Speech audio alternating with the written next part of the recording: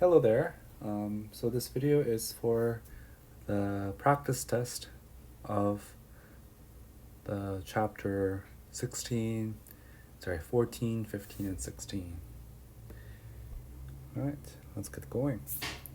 So the first question, find the values of k such that kx squared minus 3kx plus 5 is equal to 0 has 0 solutions. So for the fact that we're looking for 0 solutions, this means that we're looking for the discriminant to be less than 0. We know that discriminant is equal to b squared minus 4ac according to our formula booklet. And in the equation, let's just identify the coefficients. A is equal to k, b is equal to negative 3k, and c is equal to 5. So if you plug in the values, it becomes negative 3k squared minus 4 times k times 5 is less than 0. So that's 9k squared plus 20k is less than 0. So in order to first solve the inequality, we need to first solve the equation. So that's 9k squared plus 20k is equal to 0. So let's factor out k. So that means k is equal to 0 and also equal to negative 20 over 9.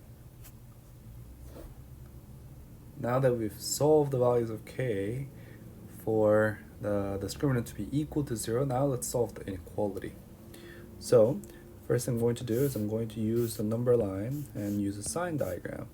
So knowing that we have two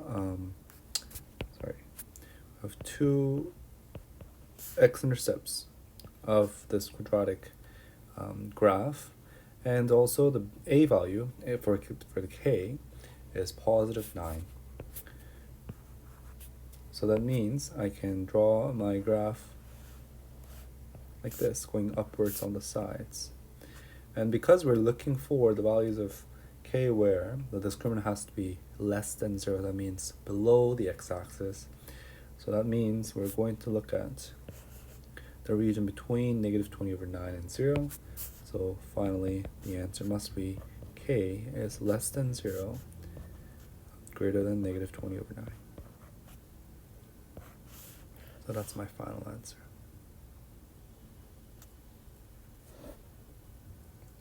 So this topic of quadratic inequality usually connects well with other topics of quadratic function, quadratic equations, and the number of solutions is closely related.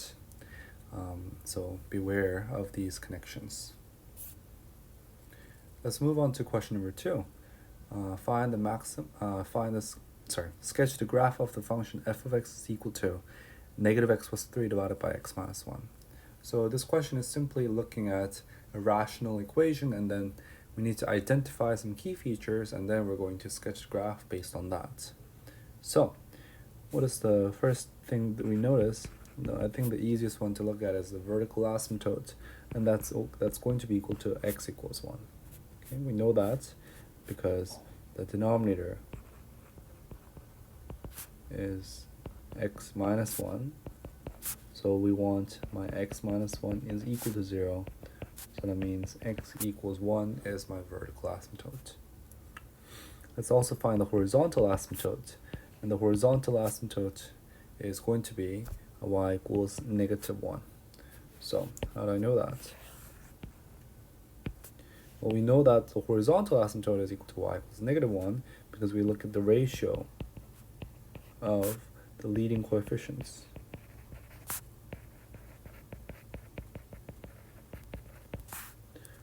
So that means it's going to be negative 1 over 1, which is negative 1. And then let's look at the y-intercept. The y-intercept is pretty simple. We just plug in x, we evaluate f of 0. So that's going to be 0 plus 3 divided by 0 minus 1, so that's negative 3. So 0 comma negative 3 is my y-intercept. And then we look at the x-intercept. To look at the x-intercept, we only look at the numerator.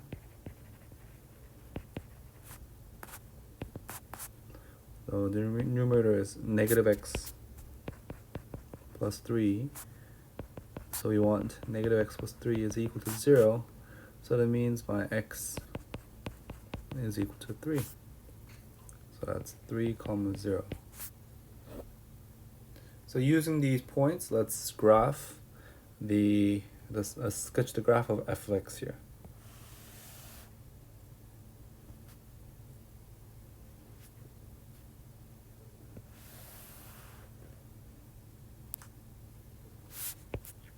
So first, let's plot the points. So the x-intercept of 3 comma 0, and the y-intercept of negative 0 comma negative 3. And then let's plug in the vertical asymptote, which is going to be x equals 1. And then we also have the horizontal asymptote, which is y equals negative 1. So because the asymptotes divide the field into 4 sections, and my graph is always going to be on the opposite diagonal sides of the sections. So that means my graph is on the lower left hand side here, like this, passing through the 0 comma negative 3. And also I have another part of the graph that goes through the upper right hand side of the section, going through 3 comma 0. So there you go, that's my f of x.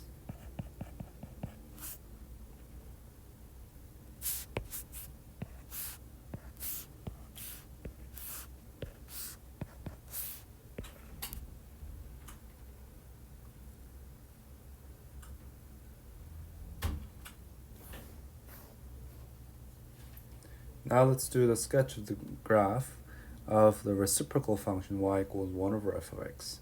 So this one, we're looking for the reciprocal function. So there are multiple things we could do. We could find the equation of the reciprocal function and graph that, or we can use the hints given in this in the graph, and then we can do the graph of the reciprocal one. Now we're just going to look at the equation side, because I think there's another question later on where we need to graph the reciprocal function. So knowing that f of x is equal to negative x plus 3 divided by x minus 1, my reciprocal graph, the reciprocal function is simply going to be x minus 1 divided by negative x plus 3. So now let's do the same thing. We're going to find the vertical asymptote. The vertical asymptote comes from the denominator. So negative x plus 3 equal to 0, so that means x equals 3. My horizontal asymptote is, we're looking at the coefficients, the ratio of the coefficients of the leading terms, 1 to negative 1, so that's going to be y equals negative 1. And then let's look at the y-intercept. You plug in x equals 0, so you get 0 comma negative 1 over 3. Finally, the x-intercept, we'll look at the numerator is equal to 0, so that's equal to x minus 1 is equal to 0, so that's x equals 1 comma 0 is my x-intercept. Now let's do the same thing. We're going to graph using the given hints.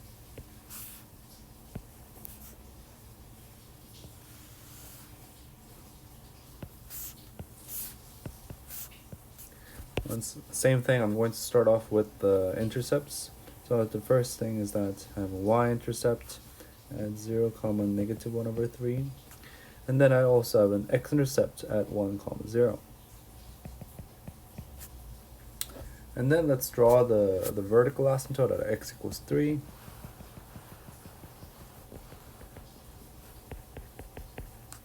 And then I have the horizontal asymptote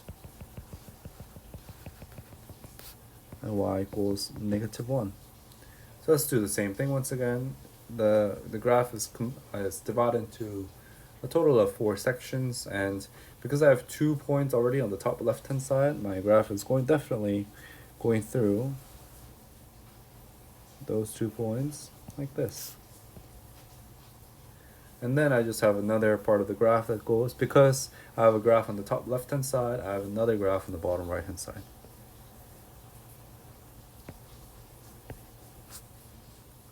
So like that is sufficient. Let's just look at some key ideas between the two graphs. Well, the first thing that we notice is that the x-intercept has changed from 3, 0 to 1, 0, and the vertical asymptote changed from x equals 1 to x equals 3. Or in other words, the x-intercept and the vertical asymptote, they kind of change their positions. So this is one of the interesting behaviors of the reciprocal function, that the x-intercept, the used to be x-intercept is now the vertical asymptote, and the used to be vertical asymptote is now the x-intercept. Another thing that we notice is that the y-intercept went from 0, -3 to 0, -1/3. So that's really connects with the idea of a reciprocal function. The y value, -3, became -1/3. However, the horizontal asymptote used to be y equals -1. Well, the reciprocal of -1 is still -1. So you could say that it's part of the invariance point here.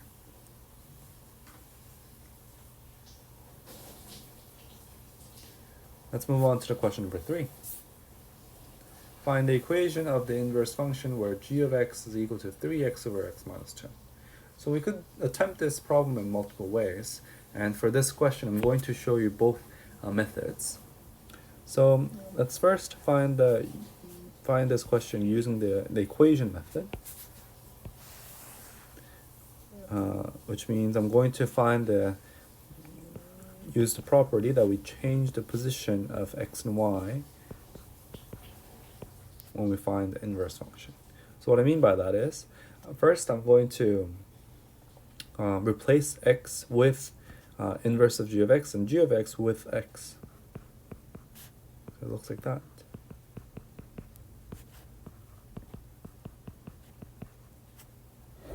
So that's what we do with the inverse function. The g of x is replaced with x, and x is replaced with the inverse of g of x, or the x and y kind of change positions. Now we need to isolate the inverse of g of x, so we can represent it in terms of x. Well, the problem with this is that we have two instances of the y values, so it's going to be quite complicated. So I'm going to multiply both sides by the denominator of the right-hand side. So that's going to be x times inverse of g of x minus 2 equals 3 inverse of g of x. And then I can expand the left-hand side. X inverse of g of x minus 2x equals 3 inverse of g of x. Because our goal is to isolate the inverse of g of x, I'm going to collect it on the left-hand side.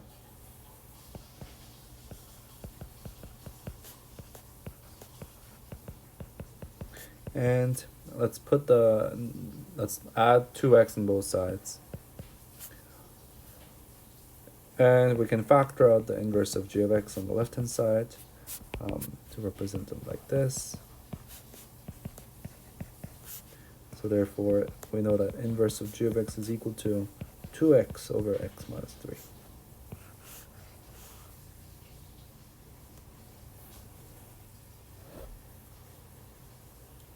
So that's one way to find the inverse of g of x. Now, what is the second method? The second method includes using the property of the inverse, the graph of the inverse function. So the one thing that we know about the inverse function and the graph of it is that literally the x and y coordinates and the x and y properties, they all kind of flip around. Like the x-related things becomes the y-related things, and so on. So what we're going to do is we're going to identify some key features of this g of x, and we're going to transition that into another part. So I know that from g of x, I know that the vertical asymptote is going to be x equals 2. We also know that the horizontal asymptote is going to be y equals 3. We also know that the y-intercept is going to be 0, 0. And then we also know that the x-intercept is going to be the 0, 0. Well, what can we know about this from this hints? Well, we know that if we take the inverse of it, well, in this case, the y-intercept and x-intercept, they're still the same. They stay the same because the y-intercept was 0, 0. They switch x and y switches, so it's still 0, 0. And the x-intercept 0, 0 still changes to 0, 0. Well, the vertical asymptote and the horizontal asymptote, they do change. So because the vertical asymptote used to be x equals 2, but x now becomes the y, so that's y equals 2 for the horizontal asymptote. We also know that the horizontal asymptote was y equals 3, so now it's going to be x equals 3. So from this, we're going to formulate the equation such that we have a vertical asymptote of x equals 3, horizontal asymptote of y equals 2, and the both intercepts to be 0, 0. So let's start with the easy things, that the vertical asymptote is x equals 3. So we know that because vertical asymptote is x equals 3, my denominator has to be x minus 3. The next thing we're going to do is we're going to use the fact that the x-intercept is 0, 0, so that means my numerator has to be x. And this coincides well with the y-intercept as well, because when you plug in 0, 0 for x, we get 0 divided by -3, so it is the y-intercept works again. However, now the horizontal asymptote is not working, because for the horizontal asymptote we need the ratio of the leading coefficients to be 2 to 1. Right now it's 1 to 1. So let's simply multiply the numerator by 2. And voila, this equation suffices all conditions that we know that our inverse g of x should have. And that is my equation. So that's another method using the properties of the inverse graph to make an equation ourselves.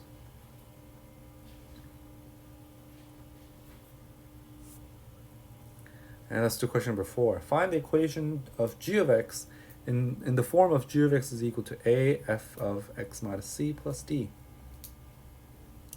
So we want to find the transformation of how f of x became g of x. So we can achieve this in many different ways. I think the first thing that I'm going to do is I'm going to represent the f of x in the style of a regular quadratic function, because we obviously know that both f of x and g of x, the basic format is we know that they're a quadratic function, and we know the most basic quadratic function is x squared.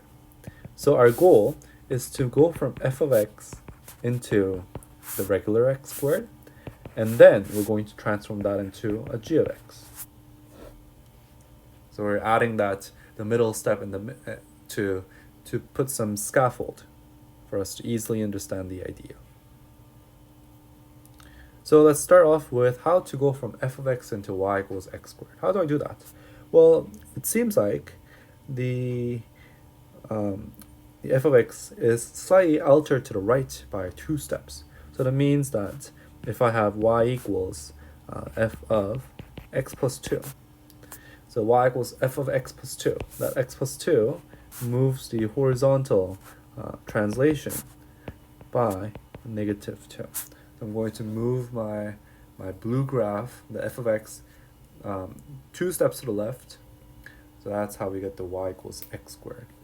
And we know that it works because one thing that we notice is that between 2, 0 and 0, 4, my x value moved by 2 and the y value moved by 4, which is indeed, we know that a value is just 1 there.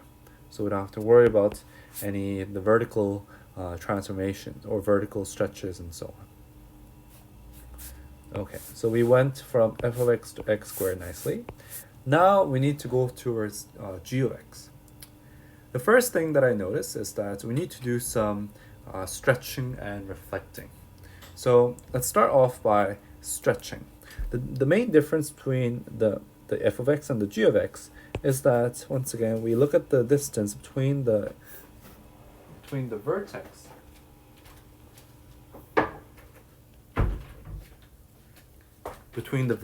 and the x-intercept, is that we move by 2 steps horizontally and we move 8 steps vertically, which is different from moving 2 steps horizontally and 4 steps vertically for the f of x. So that means that we need to do a vertical stretch by a factor of 2, because we used to move 4 steps vertically, now we have to move by 8 steps. So I'm first going to write down that y equals 2 f of x plus 2 is going to make the vertical stretches. And what else should we do? Well, obviously we have a reflection. We definitely see a vertical reflection too, so to add that, we add the negative sign.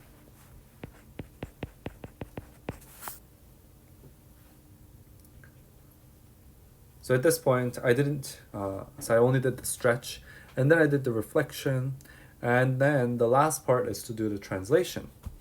Before moving on, let me just annotate what I'm doing here. Horizontal stretch by 2, and, sorry, not horizontal stretch, vertical stretch. And then a vertical reflection. And then let's do the translation now. So right now my vertex is still at the origin, and we need to move that origin 4 steps to the left and 8 steps upward. So let's first move my horizontal movement 4 steps to the left, so that's going to be x plus 2, and then we're going to add by 4 to make sure that my horizontal by negative 4. And let's also add by 8 on the outside, on the very last part, as a value of d.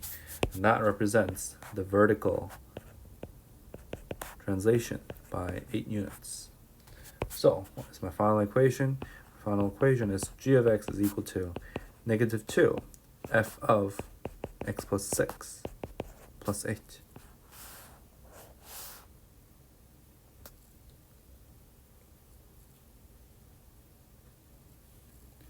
So remember that the a value in the transformation is in charge of the vertical stretch as well as the vertical reflection.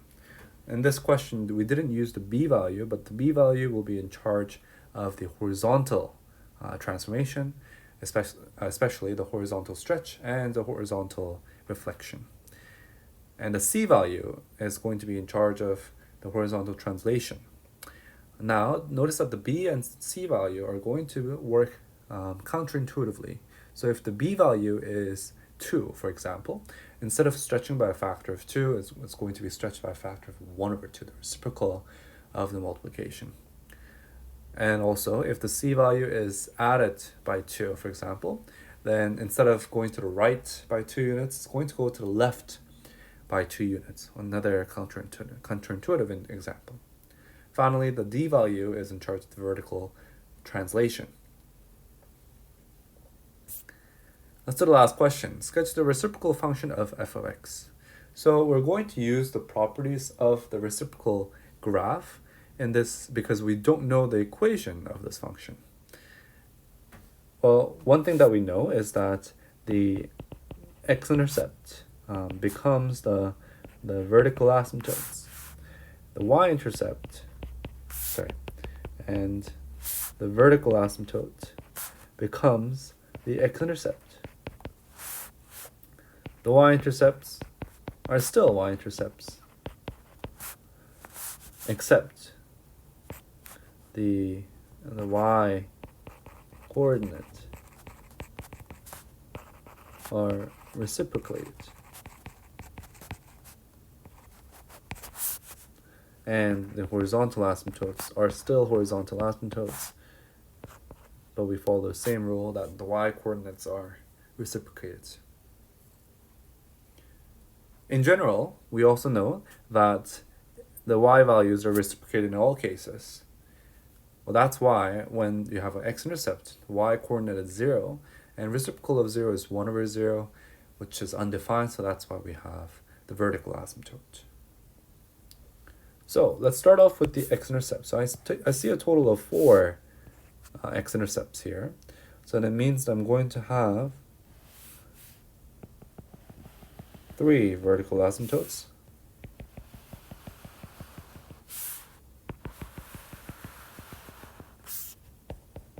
One at x equals 0, one at x equals pi, and one at x equals 2 pi. And I don't have any vertical asymptotes. The y-intercept, y-intercept used to be 0, 0, so now it's 1 over 0, so that's became the vertical asymptote, sadly. Well, what else can we do? Well, we know that we have these 2 points, pi over 2, 1, and 3 pi over 2, -1. What are these points in charge of? Well, the y-coordinates are 1. And if the y-coordinate is 1, the reciprocal of 1 is 1 over 1, 1. So actually, these 2 points are actually still there. And that's why they're called invariant points. So let's still have that there, 3 pi over 2, -1 as well. What about the other part of the graph? Well, for example, if we take this point here, well, I don't know about the x-coordinate, but I know that the y-coordinate has to be between 1 and 0. And we know that if the value is between 0 and 1, the reciprocal of that value is going to be a much higher number. For example, let's say you have the y-coordinate of 1 over 2, then the reciprocal of 1 over 2 is 2. And the 2 is above used to be the maximum point, the local maximum of this graph. So another thing that we notice is that what used to be the maximum point now becomes the minimum point, and what used to be the minimum point now becomes the maximum point. So my rest of the graph is going to look like this. If you're close to 0, the reciprocal is infinitely big. So my graph is going to look like this, going down close to pi over 2, 1, and then going up again like this. Now we have the vertical asymptote, so it doesn't cross it, we just go infinitely big around that point. Same thing here. If I have a coordinate here, I don't know about the x-coordinate, it's going to stay the same. The y-coordinate of -1 over 2, for example, well, -1 over 2 reciprocal of that is going to be -2. So it becomes a point like this. So we can graph like this. The shape doesn't matter too much. But yeah, so this is the reciprocal function of the f of x. I put this question here on the practice test because this nicely correlates to our next topic when we talk about the trigonometric function. In fact, this function itself, f of x, is equal to sine of x, which we're going to learn very, very soon, right after we do the test.